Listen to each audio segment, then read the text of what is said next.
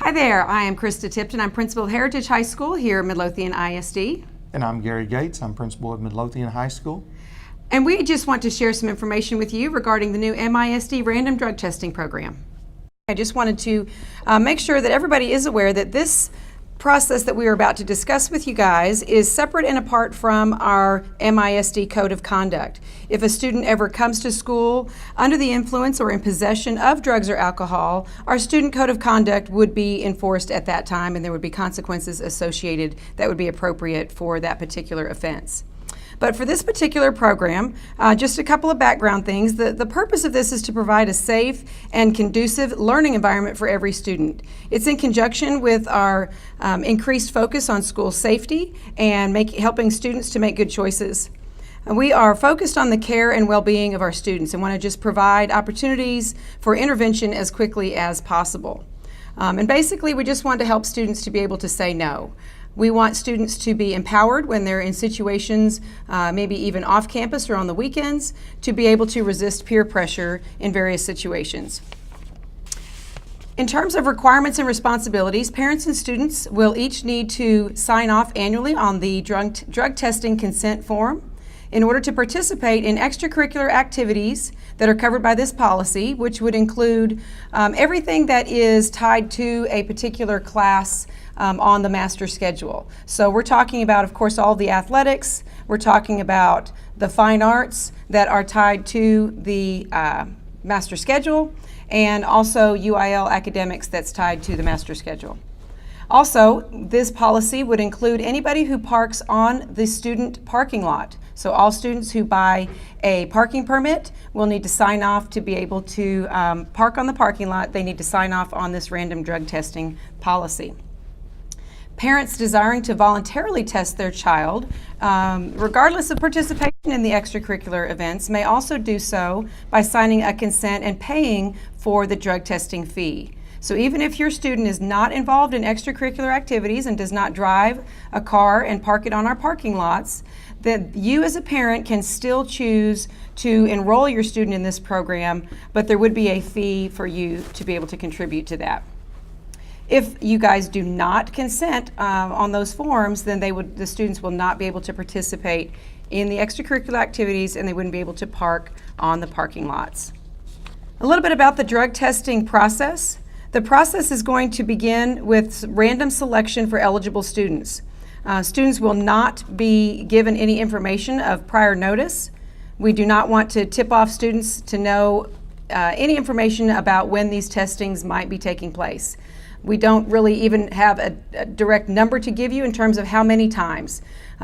Between 1 and 20 times it could be. So we don't want to tell students any information so that they would not be able to predict when the random drug testings would occur.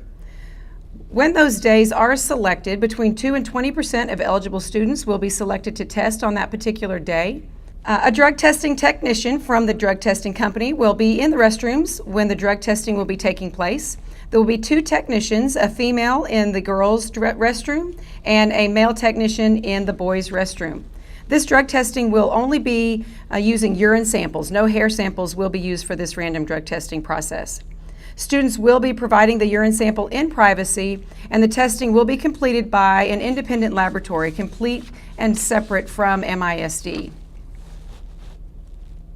If a student participates in more than one activity, they do not have their name entered more than one time into the pool of students who would be selected for the random drug testing. Also, random drug tests obviously will be conducted throughout the entire year, and using confidential student numbers, the testing vendors will generate random list of students for that test day. So school personnel will not be involved in the selection process at all. It will be a system of selecting students based on randomized numbers linked to the student identification. And once those numbers are selected, then those identities will be given to the administrators at the school to be able to locate those students and be able to bring them to the testing site at the day of the test. Students who are absent on testing day will be placed on the list for the next testing session, so they'll automatically be placed into the drug testing the next time that we would have a random day.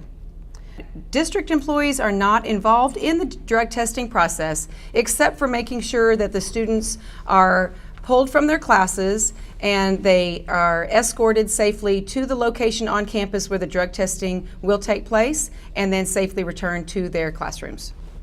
So you can see on this slide a list of the drugs that would be detected in this random drug testing process.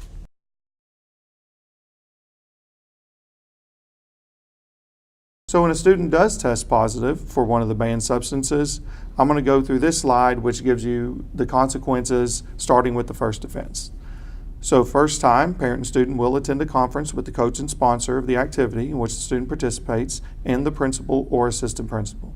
Student will participate in 2 district counseling sessions within 15 school days of the date the student receives notice of the positive results. The student shall be retested on the next random test date.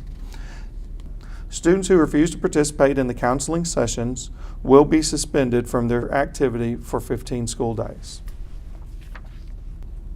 Once a student is tested positive and they've gone through the process of the counseling sessions and they are once again tested for a second time, if they have a second offense, then the parent and student will attend a conference with the coach sponsor of the activity in which the student participates and the principal or assistant principal. The student now will be removed from participation in extracurricular activities or parking on campus for 90 school days. Students must also satisfactorily complete 2 45-minute counseling sessions, and the student shall be retested on the next random test date. A third offense will also require a conference with the coach or sponsor. The student will now be suspended from participation in any extracurricular activity and/or parking on school property for the remainder of the student's enrollment in the district. The student and parents will be encouraged to seek intervention and counseling. Some additional information about our random drug testing policy. The results will not be a part of your student's record. The results will not be released to law enforcement, and the results will not be released to another school district.